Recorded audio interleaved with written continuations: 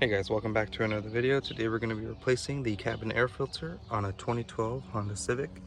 You're going to find it right behind the passenger side glove box.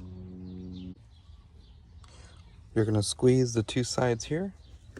That'll allow you to release the two tabs right here, and you can drop this. Now this is where the air filter is at. You pinch the two sides.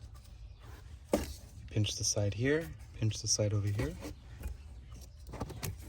That comes right out, and then you can pull the filter out.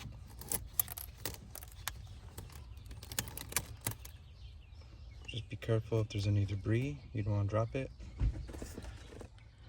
To install the new filter, just look at the arrows that you have here and match those arrows to your filter here.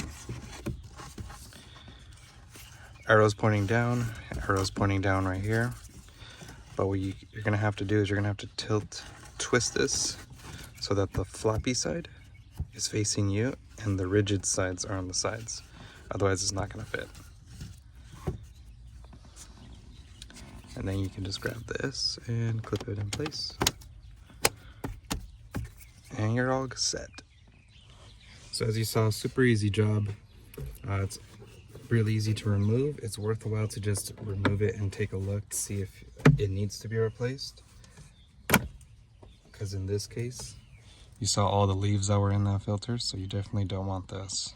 I hope this video was helpful. Let me know down in the comments what you think. So if you found value from the video, subscribe to the channel and check out my other videos that provide step-by-step instructions and share tips and tricks along the way. Share a video with someone who you think can benefit from my channel as well, and I'll see you in the next one.